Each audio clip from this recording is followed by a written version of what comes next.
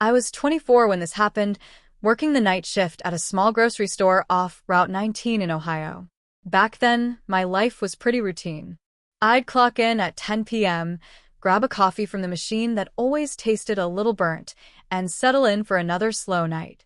Most of my shift was just stocking shelves, wiping down counters, and waiting for the sun to come up.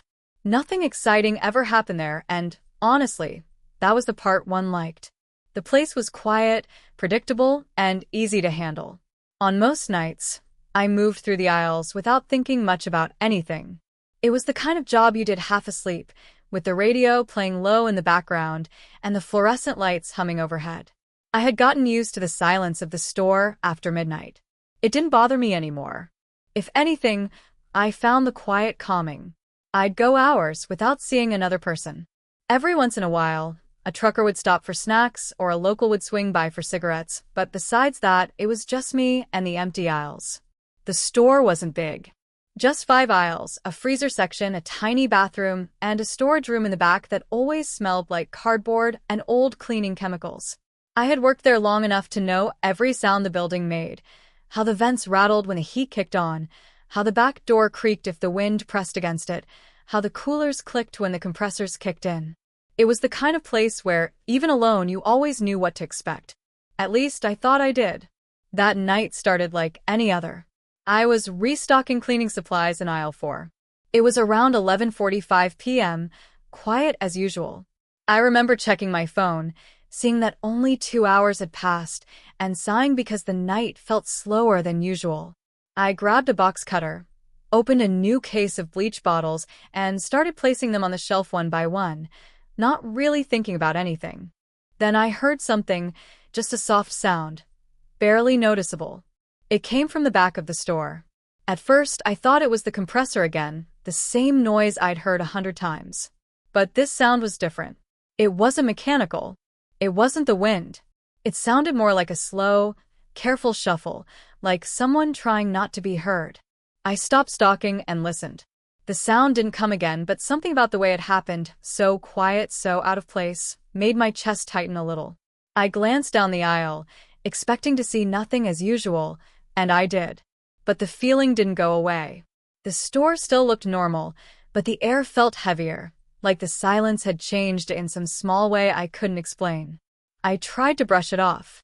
I'd been tired, drinking too much burnt coffee. Night shift messes with your head sometimes. That's what I told myself. But as I stood there, holding that bleach bottle, I couldn't shake the small, uneasy feeling that someone else was in the store with me. The grocery store I worked at wasn't anything special. It sat right off a quiet stretch of Route 19, surrounded by empty parking lots, a shuttered auto shop, and an old gas station that closed years before I ever started there. During the day, the place felt normal enough. Families grabbing groceries, older folks buying lottery tickets, teenagers wandering in for snacks after school. But at night, everything around it went dead. By 10 p.m., the road outside turned so empty you could stand in the doorway and count the cars that passed in an hour on one hand. Inside, the store had that familiar artificial brightness, strong overhead lights, shiny floors, and shelves that always looked a little too neat. The aisles were narrow, the ceiling low, and the whole layout simple enough that I could walk it blindfolded. The only part of the building I didn't really like was the storage room in the back. It wasn't scary or anything. It just had a colder, heavier feel to it. The lights in there flickered sometimes, and the room always smelled like damp cardboard and old mop water. Still, I used it every night, so I was used to that discomfort. My shift was always the same, 10 p.m. to 6 a.m. I was usually alone until the morning manager showed up, unless there was a delivery truck that needed someone to sign paperwork. That didn't bother me. I liked the independence. I didn't have to talk to customers, didn't have to deal with crowds, and didn't have anyone watching over my shoulder. It was peaceful in a way that daytime jobs weren't. I took the job because I needed something steady that fit my schedule. My classes were in the afternoons, and working nights made it easier to balance things. The pay wasn't great, but it covered rent, gas, and groceries. My manager, Steve, was a quiet guy in his 50s who didn't ask many questions and didn't care as long as things got done. He usually checked in with me before leaving for the night, reminding me to lock the doors after he left and to text him if anything came up. Most nights, nothing did. The only other person who sometimes came by during my shift was a security guy named Mike.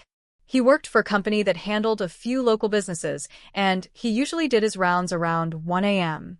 He wasn't a real police officer. He mostly checked locks, looked at cameras, and made sure no one was hanging around outside.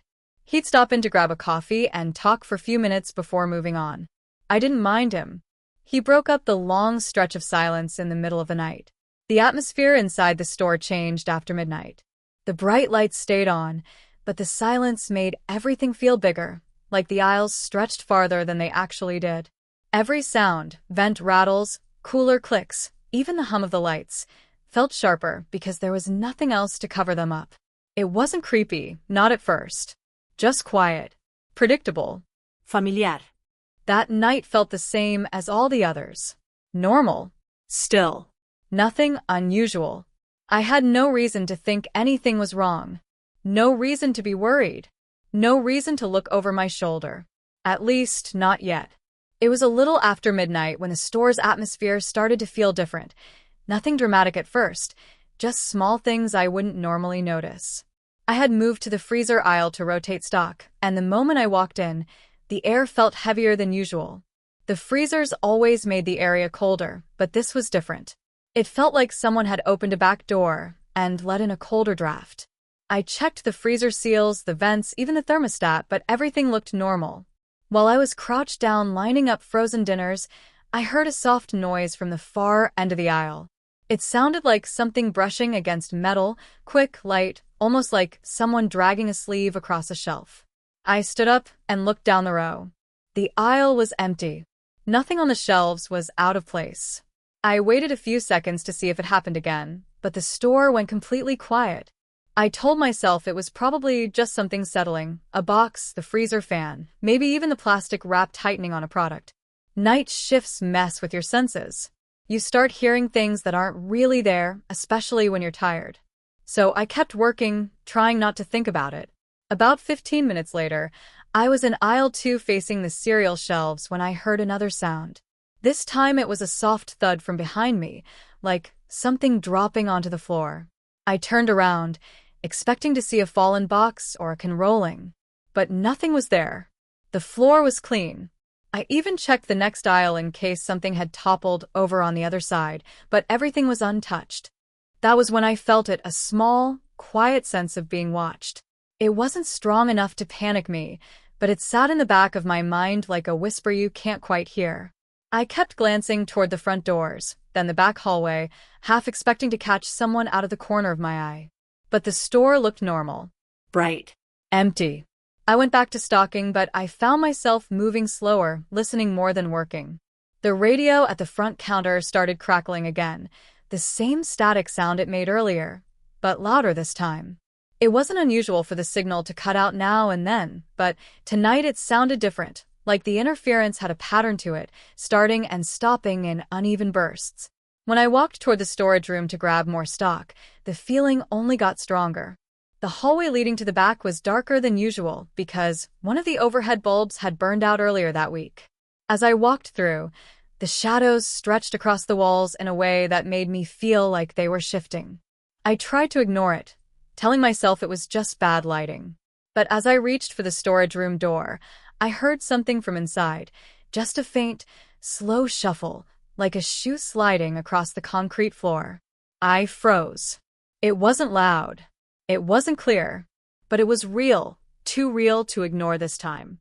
And for the first moment that night, I felt genuinely uneasy. For a few seconds, I just stood there with my hand on the storage room door handle, listening. I tried to convince myself it was nothing, maybe a box settling or something sliding off a shelf. But the sound I heard wasn't random. It was slow, controlled, like someone shifting their foot because they didn't want to make noise. I eased the door open a few inches and peeked in. The motion sensor light clicked on, humming softly as the fluorescent tube warmed up. The room looked normal at first. Stacks of boxes, cleaning supplies, the mop bucket in the corner. Nothing seemed out of place. But even with the light on, the same uneasiness lingered. It felt like the air inside was heavier, like someone had been standing in there a few seconds before I opened the door. I stepped inside anyway. I had to, my job required it. But I didn't go far. I grabbed the first box I needed and backed out quickly, making sure the door shut all the way behind me. As soon as I stepped into the hallway again, the noise happened a second time. This one came from the far end of the hall, near the locked employee exit. A soft tapping, then 2 slow steps. That was the moment the fear really settled in. There shouldn't have been anyone back there. The back door locked automatically. Only employees had keys, and I was the only one on shift. I felt my heartbeat pick up as I looked toward the darker end of the hallway. Nothing moved, but I could feel someone there, like the space wasn't empty anymore. I hurried back toward the front of the store, trying to act like I wasn't scared even though my hands were shaking. When I reached the registers, I turned on every extra light switch behind the counter, flooding the front area with more brightness than necessary. It didn't help much. The building still felt wrong, like something had shifted between the aisles and the back hallway. I walked toward aisle 3 to continue stalking, but I didn't get far before hearing something new. This time it was the faint squeak of a shoe pivoting on the floor. Not loud, not rushed, but close. Much closer than before. It sounded like it came from the next aisle over. I stood perfectly still and listened. 10 seconds passed. Then 20. Nothing. But the feeling of being watched was now impossible to ignore. It wasn't just a thought, it was physical. My neck felt tight. My shoulders felt tense. My body was telling me someone was nearby. I slowly moved to the end of the aisle and peeked around the corner. Again, nothing. But the silence felt unnatural, like whoever was there was holding their breath and waiting for me to move. I tried to calm myself, telling myself to stay focused, but every instinct pushed the same warning. Someone was inside the store with me. And they weren't just hiding anymore. They were getting closer, step by step, aisle by aisle, like they were waiting for me to be alone in the wrong place at the wrong time. I was halfway down aisle 3 when I heard it, clear this time, not a faint shuffle or soft tap. It was the sound of a footstep landing hard on the tile. Slow. Intentional. Close enough that I didn't even need to guess where it came from. It came from aisle 4, right beside me. Just one row of shelves between us. I stopped breathing for a second. My whole body froze. I didn't move, didn't blink, didn't even look toward the end of the aisle. I just listened. The building was so quiet, I could hear the buzzing of the lights above me. Then came a second step. And a third. Someone was walking slowly down aisle 4, matching my position like they knew exactly where I was standing. No customer could be inside without me hearing the door. No one could enter through the back without a key. There was no delivery scheduled. No reason for anyone else to be there at all. I backed up quietly, step by step, trying not to make noise. The footsteps on the other side kept moving too, slow, careful, as if the person was pacing themselves to stay directly across from me. I couldn't take it anymore.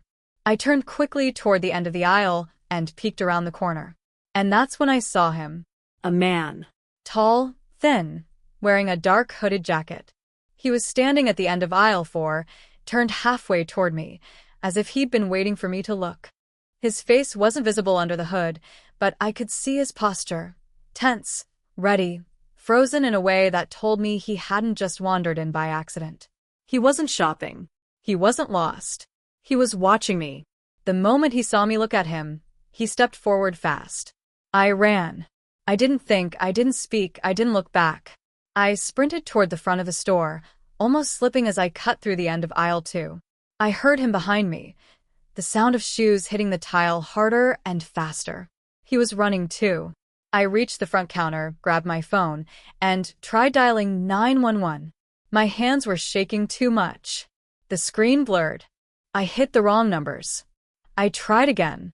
Behind me, I heard the man enter the front section of the store, his footsteps slowing now like he was trying to pinpoint exactly where I'd gone. I ducked down behind the counter, held my breath, listened. The man's steps were steady, controlled. He wasn't panicking. He wasn't rushing. He moved like someone who knew the building well, checking aisles, scanning corners, clearing paths one by one. I whispered to the dispatcher when the call finally connected, but before I could finish explaining, the man's footsteps stopped, right on the other side of the counter. The thin wooden wall backing the counter felt like paper between us. I pressed myself into the shadows, praying he wouldn't lean over. For a full 5 seconds he stood there, not moving, not speaking, just listening. Then he walked away, slowly, toward the back of the store. I knew this was my only chance. I grabbed the keys, slid out from behind the counter, and ran full speed toward the employee office. I slammed the door, locked it, and pushed the heavy chair against it just as the man started sprinting down the hall. A second later, the door handle jerked violently. Then again. Then harder. He knew exactly where I was. And he wasn't planning to leave. The pounding on the office door didn't stop right away. It came in short, hard bursts like the man was testing the strength of the lock, checking how the door reacted each time he hit it. I backed up into the corner of the room, gripping my phone so tight my hand ached. The dispatcher kept asking if I was safe, but all I could do was whisper that he was right outside. Then, as suddenly as it started, the pounding stopped. The hallway went silent. I didn't hear footsteps. I didn't hear breathing. Nothing. For a moment, I thought maybe he'd run off. Maybe he heard the sirens before I did. Maybe he realized the police were coming and slipped out somehow. I waited, barely breathing, listening for the smallest sound. But the silence stayed heavy. Too heavy, like he was still there, holding still, waiting for something. And then I heard it. A quiet, rough cough. It didn't come from the hall. It came from inside the office. I felt the bottom drop out of my stomach. I looked around the room, every inch of it suddenly unfamiliar. The office was small, just a desk, a file cabinet, a chair, and a supply shelf. There was no place for a full-grown man to hide. Or so I thought. My eyes landed on the old supply cabinet in the corner. The bottom drawer was broken and stuck halfway open, but the top cabinet had 2 wide doors, just big enough for someone thin to squeeze into. I stared at it, afraid to move, afraid to confirm what I already knew. Then I saw it. The cabinet door was open by less than an inch. I didn't hear police sirens yet. I didn't hear anything but the faintest sound, like someone shifting their weight inside a small, cramped space. My breathing got loud. Too loud. I pressed my hand over my mouth. The dispatcher kept talking in my ear, asking questions, trying to keep me calm, but none of it registered. I was staring at the cabinet like it was alive. Then, slowly, a shadow moved behind the thin gap. He hadn't been trying to break into the office. He had already been inside when I ran here. I backed toward the door, keeping my eyes locked on the cabinet. My hand hit the doorknob behind me, and I turned it quietly. The moment the latch clicked, the cabinet door moved, just an inch, but enough to show pale fingers curling around the edge. He was coming out. I yanked the office door open and ran into the hallway, leaving the phone behind as it hit the floor. I sprinted toward the front of the store, rounding the corner just in time to hear the cabinet door slam open behind me. I reached the front windows, and that's when the real twist hit. Through the glass, in the dim parking lot, I saw 2 police cars parked with lights off. Officers stood behind their doors, waiting for a signal. They had arrived minutes ago, and one of them stepped forward as soon as he saw me. "We've been trying to get inside," he said. "The back door was already unlocked when we got here." My chest went cold. The man hadn't broken in tonight. He had been living inside the building long before this shift even started. And he knew every room, every hiding place, every moment I was alone. The police moved fast once I reached them. One officer pulled me behind the car, while 2 others rushed toward the entrance with their guns drawn. I stood there shaking, watching the automatic doors slide open, waiting for the man to burst out or try to run. But nothing happened. No movement. No sound. The store stayed completely still, like the place had swallowed him whole. They searched every aisle, every corner, every room. They checked behind the counter, inside the bathroom, even the loading dock outside. I stood with a blanket around my shoulders, answering questions as best as I could, but I kept looking toward the glass doors, expecting to see him appear again, just standing there, watching.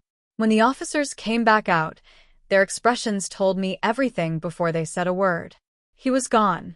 Are you sure he was in the office? One of the off. I nodded. I saw his hand. He was inside the cabinet. They exchanged looks. One of them radioed for additional units to sweep the area. The other walked back over to me and said something that made my stomach twist all over again. We found evidence that someone's been living in the storage room. Food wrappers. A blanket. Empty water bottles. Looks like he's been in there for a while. I didn't say anything. I couldn't. Because the truth finally hit me in a way it hadn't before. All those noises. All those little things I brushed off. He had been there during other shifts too. Watching. Waiting. Learning my routine. The officers stayed another hour, searching the woods behind the store and checking the dumpsters. Around 4 a.m., the manager showed up, tired and confused, asking if I was okay. I told him everything. He didn't know what to say. None of us did. By sunrise, the official report said the man likely fled on foot. That was the phrase they wrote down. But they didn't find footprints. No broken doors. No forced entry. No sign that he had actually left the building at all. I didn't go back inside. Not that morning. Not ever again. I quit the next day and started sleeping with the lights on for weeks. Even now, the memory of those footsteps following mine through the aisles still hits me at random times, like a sound I can't unhear. A few weeks later, my manager called to tell me something strange. They changed all the locks and alarm codes, set up new cameras, even hired an overnight security guard. But the guard started reporting noises in the back hallway, the same ones I heard. Soft steps, shuffling, breathing. Every time the police showed up, they found nothing. But the noises kept happening. They eventually closed the store early at night. Shorter hours, less risk.